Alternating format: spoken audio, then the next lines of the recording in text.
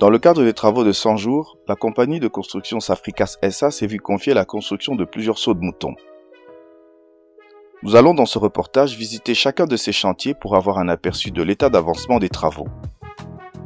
Mais avant de nous plonger dans le vif du sujet, il est important de donner quelques caractéristiques des sauts de moutons de Safricas.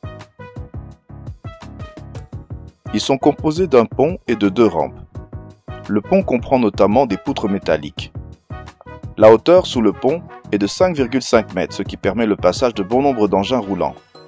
La charge maximale supportée est de 120 tonnes, soit l'équivalent de 2 chars de combat. Nous sommes ici sur le site Mokali. Il est situé sur la nationale numéro 1 au niveau de l'entrée de la route Mokali. Longueur 267 mètres, largeur 14 mètres, c'est-à-dire qu'il pourra accueillir 4 bandes. Comme vous pouvez le constater, quelques dalles en béton du pont sont déjà coulées. On procède au coffrage et ferrage d'autres panneaux en vue des prochains coulages de béton. Les voiles, partie latérale d'une rampe, sont déjà érigées. On procède déjà au remblayage de la rampe du côté échangeur avec de la terre jaune. Quittons le site Mokali pour nous rendre au site Liberté. Il est situé toujours sur la nationale numéro 1 au niveau du marché de la Liberté. Longueur 299 mètres, largeur 14 mètres. Du côté aéroport, on procède à l'aménagement de la base de la rampe. Les voiles sont à 90% érigées. On procède au coffrage du tronçon final des rampes. On procède également au coulage des dalles en béton du pont. Pour l'instant, 5 panneaux sur 6 sont déjà coulés. Prochaine étape, coulage de la dernière dalle en béton du pont, coulage également des parties finales des voiles des rampes. Du site de la Liberté, rendons-nous au site de Bonhomme.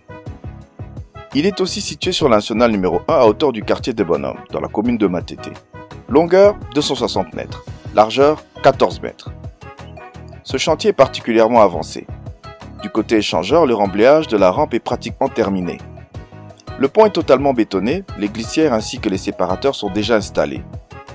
La rampe du côté aéroport est aussi à un stade avancé de son remblayage. On procède au ponçage de la structure ainsi qu'à son aménagement. La prochaine grande étape est l'asphaltage. Quittons le site de Bonhomme pour nous rendre au site RTNC.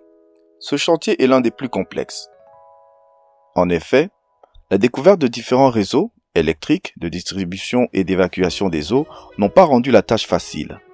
Il a fallu à plusieurs reprises reprendre les calculs pour s'adapter à ces différentes contraintes du terrain. Ici par exemple, une installation de l'époque coloniale a été découverte.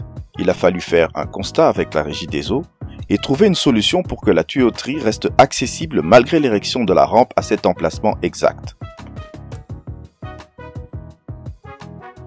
Le sous-sol étant vaseux, il a été indispensable d'installer des radiers sur les bases des 2 rampes de l'ouvrage. Longueur de l'ouvrage 335 mètres, largeur 7,6 mètres, c'est-à-dire qu'il ne recevra que 2 bandes.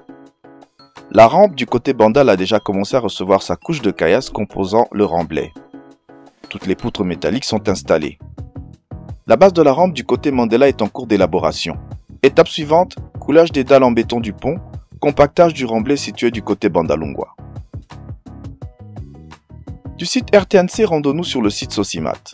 Ici, on a coulé la dernière dalle en béton constituant le plateau du saut de mouton. Les voiles en béton ont été également coulées. Il s'agit des parois latérales qui composent la rampe de la structure. Ces 2 tâches accomplies marquent la fin des gros ouvrages sur ce saut de mouton. En effet, il ne reste plus qu'à réaliser les remblais au niveau des rampes, installer des glissières de sécurité, des séparateurs et procéder ensuite à l'asphaltage. Mais quelles sont les particularités du saut de mouton de Sosimat? Premièrement, le terrain.